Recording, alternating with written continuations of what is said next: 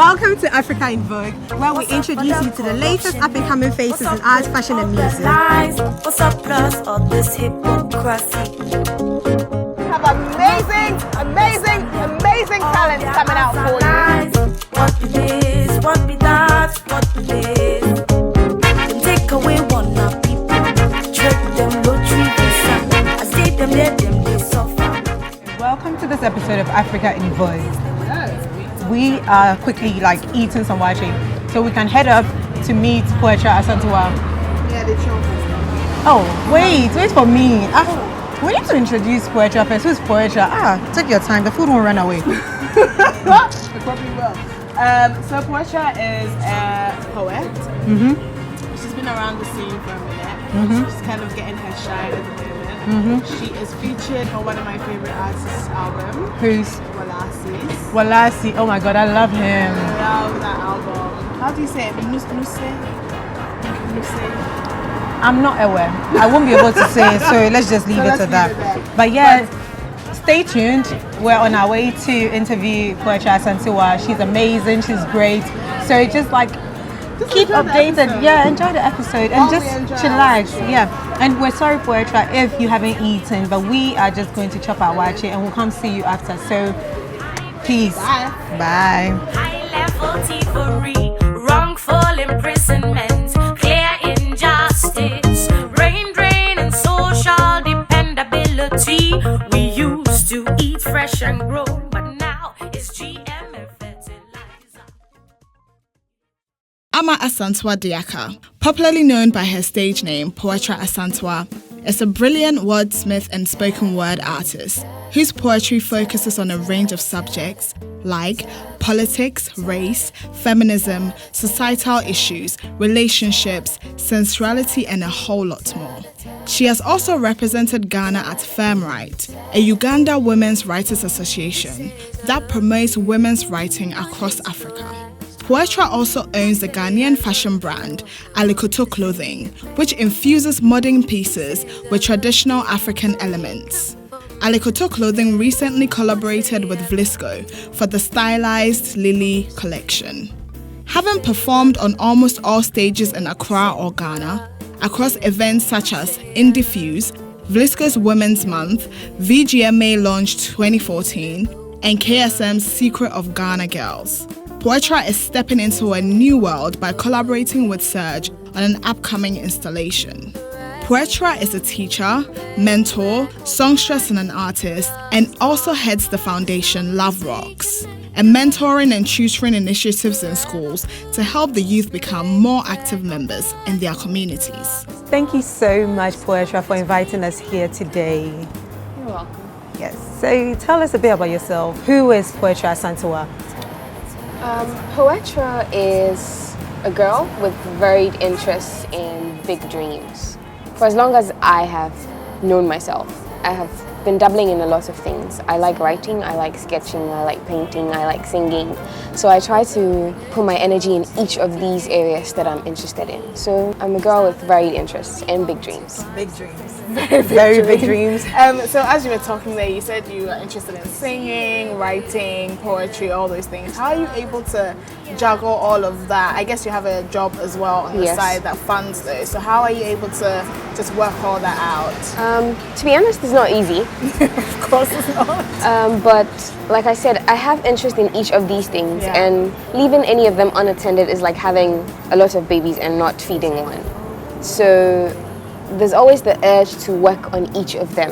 And so I try to apportion my time. Of course, sometimes one interest gets more attention than the other, but that's what I have in my mind. Like each of these interests are like babies to me, and I have to feed every one of them.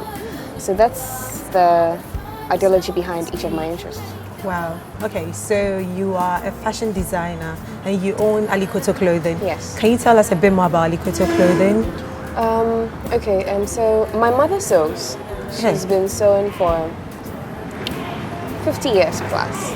Wow. So I grew up watching her sew, cut stuff. So I started sketching and trying to do what she was doing. So when I was in uni, she used to show my sketches to her friends, like, look what my daughter did, look what my daughter did. So I decided, why don't you try doing this seriously? Why just, because she was already doing her stuff already. She had her own clothing line, she had her own factory. But why don't I start something? Because we obviously had different fashion interests. She still tells me I'm not fashionable, and I still tell her she's not fashionable. We have different interests. So I decided, why not start something of your own, with your own eye? Yeah. First. So that's how Alikoto clothing started. How would you describe an Alikoto clothing consumer? What type of man or woman will purchase your items? Alikoto clothing is for people who want to stand out, people who want something different. And I always want to portray where I come from, or what I do, or what my interests are in my designs. So sometimes I have a collection where I make the fabric designs myself. We design it from on PC, on paper, and then we go to the print house and then we print it out before we do the sketches. So it's really about standing out. It's not everybody who has an Alikoto clothing, and if you have an Alikoto clothing, it's very few people who have that. So it's for people who want to stand out, people who want to be different, and people who want something original. So you are a fashion designer, a poet, a philanthropist. The list goes on and on and on. I've seen a few of your videos on YouTube of you performing your poems. How did it all start? How did it come up? I've been writing since I was little, which is a cliche saying that writers say, but I have been writing. A couple of years back, almost 5 years, I posted some of my poetry on Facebook, which was a long stretch because I was very shy of even showing my poetry or my writings to people. But a spoken word poet, artist, saw it online and said, oh, this is good, you should come to a halakasa, which is a gathering of poets bi-monthly to perform. You should just pass by and then perform and let's see. So I passed by. Of course, it took me a couple of months, maybe a year, to be comfortable on stage, but after some time I got used to being on stage and delivering my poems, and it's been a great journey. I enjoy being a spoken word poet. It's been fabulous. Some of them I love it. I love Power and a few others. Thank you. So through listening to your poems that Asmi and Cici have been doing, we noticed that there's some themes that you tackle. So you tackle race, feminism, sensuality, sex. What inspires those themes for you? Why do you feel like you have to speak out about those things? Okay, so like I said, the things around me, my personal experiences, the people around me, my environment, my country, everything inspires me. When I started spoken word, it was very personal. It was my personal relationships. But then when you're in the limelight, you realize that a lot of people are listening to you or are watching to you, and so it's not all about you anymore. So everything else that affects the people around you is worthy of mention. So most of the things I talk about or I perform about are things that are immediately happening in my environment or in my country, or I see or hear about it. So that's what influences my poetry. You have a foundation called Love Rocks. Yes. Can you tell us, you're a co-founder, okay, Yes. Can you tell us a bit more about Love Rocks? Love Rocks is a foundation I started with my schoolmates from Ibri Girls in 2009. When we were in school, we said a year after we completed, we were going to build a big restaurant. We had so many dreams. It was so amazing planning it. And then we got out of school and we realized we can't even feed ourselves. So we thought, and it's so different in school. When you're in school, you have such big dreams and you think it will be relatively easier to achieve. So why don't we set up something that will prepare people like us for the real world? So for the youth, that's how Love Rock started. And so we started, it was just the two of us. We told a couple of friends and we started Love Rocks. And it took a while for us to narrow down our main interest, because we said we were for the youth, so everything about the youth, which is a wide stretch. But we've been able to narrow it down to education, because that's what we think is one of the things that is relevant. And we realized that when we're in school, there's a lot of chew and pour. You come out and... So how can the education curriculum be such that even in school you feel like you can be an entrepreneur right from school. So that's what Love Rocks is doing. Every Saturday we visit a number of schools, some in Accra, some in Eastern Region, and there's a mentorship program, there's a volunteering thing that we've been doing. So mostly people in Accra volunteer, and then we have a path that they follow. We arranged all these things, spoken to professionals, how to go about it, and there's a mentorship program that runs every Saturday with these kids. So that's how Love Rocks. You should. Yeah, let us know how we can after we speak to you.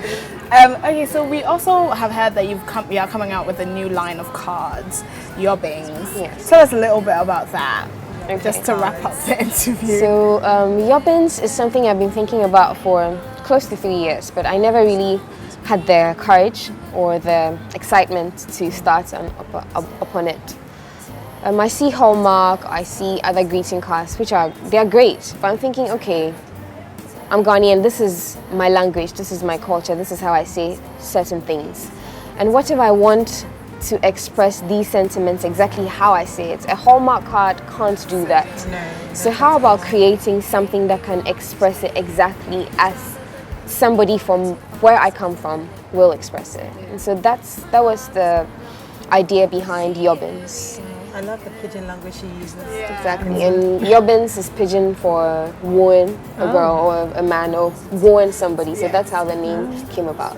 Wow. That's Yobbins. So what is the ultimate goal? What is the plan, the bigger picture? What do you want to do? Well, I'm still finding myself. There are a million things that I want to do. Like every day I wake up and can I do this? Why haven't I done this now? The plan is that I'll be able to do so much that I can help other people. And by help, not necessarily being a philanthropist, giving money.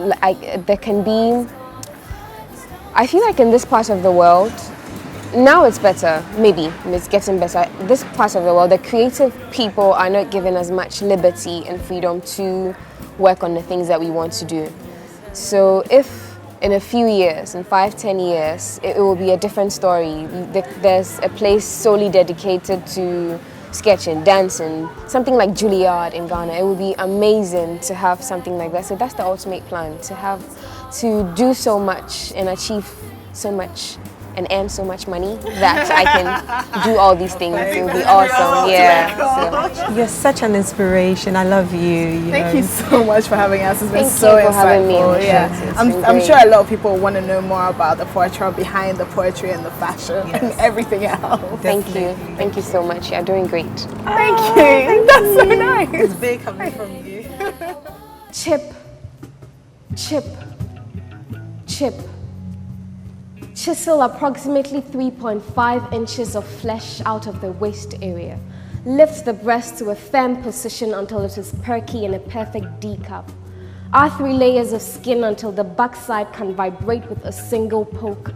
Tone your leg muscles until men can see their reflections in your gleaming skin. Widen your hips until it is the exact curve of a bass clef. Chip, chip, chip.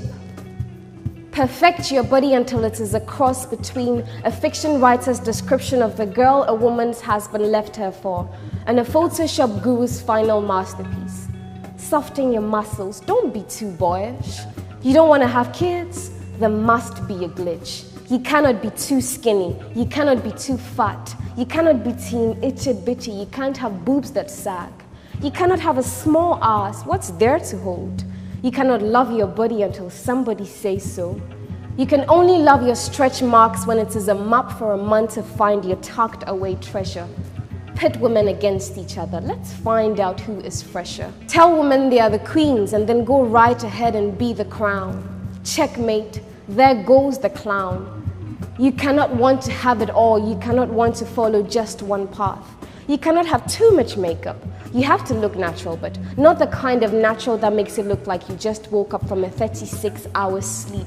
Everything you do is a free license for critique. You are to swallow your pride like it doesn't have a sore aftertaste.